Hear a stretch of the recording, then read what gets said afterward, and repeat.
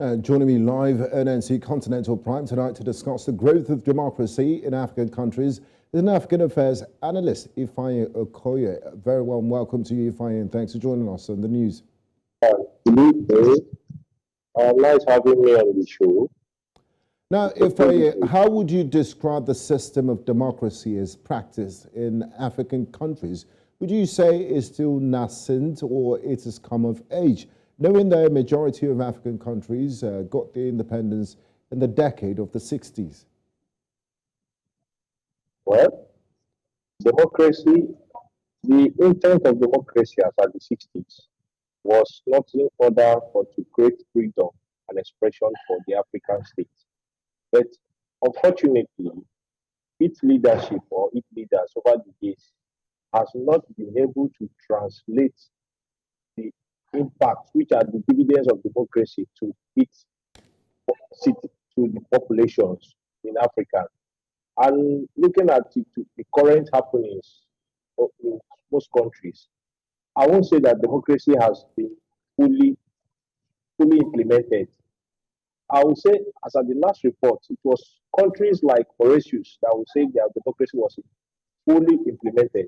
And looking at other areas like the West African countries, there has been an uprising, especially in successful and attempted coups. Like, for instance, over the past close to more than 10 years, since 2010 to presently, we have had successful and attempted of 43 coups that has been carried out only in Africa. And this becomes worrisome. What are the intent of those coups? One issue: mismanagement, corruption, by the so-called leaders who we see or the people revered as champions of democracy. And it's so sad of the challenge the African state has. Democracy is the key, some of the components of democracy which enshrine to vote and to be voted for, to choose their leaders. It is missing because the elections are barred by irregularities, by all sort of, not only when you look at democracy, the participation of the people, because the people are supposed to participate in an election whereby they engage them in an election and their civic rights to be voted and voted, whereby. Okay. And that is where the powers of the citizen rest on. Whereby you say power belongs to the people and not the people in power. Now, you talked about military coups and the disruption of democracies. Let's take a look at the continent's electoral system. How would you describe its advancements as compared to other regions in the world? Well, I would say the African nation has experienced so much coup over time. And it's as if over time, the leaders are not good managers. And one thing that causes this is I believe that we lack a strong institution and system. Because whereby there is beyond strong institution and system, the challenge the African state has is the lack of visionary leaders. People who are not willing to see beyond their surface of leadership, that are not bringing anything creative or innovative. These are some of the challenges that democracy have suffered. People who think of self, not thinking of making impact for the generality of the good of the people, compared to developed nations. Like there are some indices, like I've said earlier, that propel democracy, which we lack here. Like democracy in some of the developed world, there are about few countries that will say that democracy is thriving. Places like Canada, places like Iceland, Sweden, no way. But when you come to Africa, it's almost the same thing.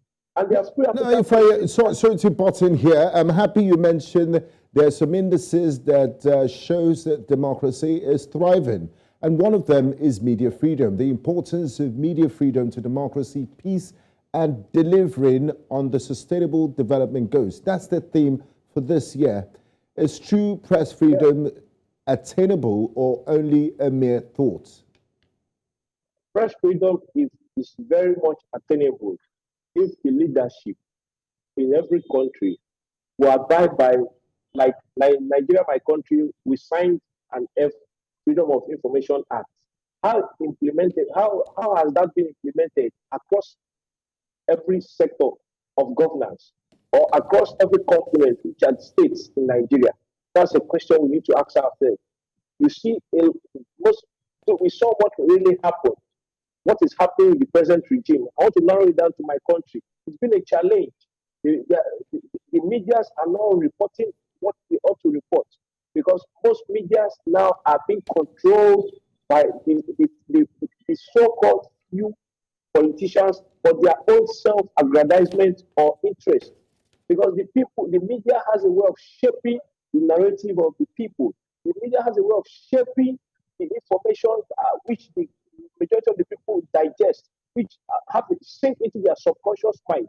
Like in Nigeria today, the issue of the Boko Haram, the insurgencies, most media houses have been warned not to report the factual happenings.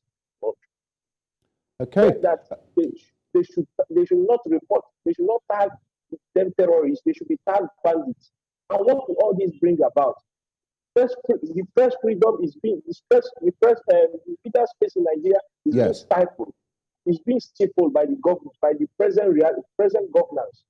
So we could see what happened 2 years ago as a result of the NSAS that brought about the almost 2 years that we almost close.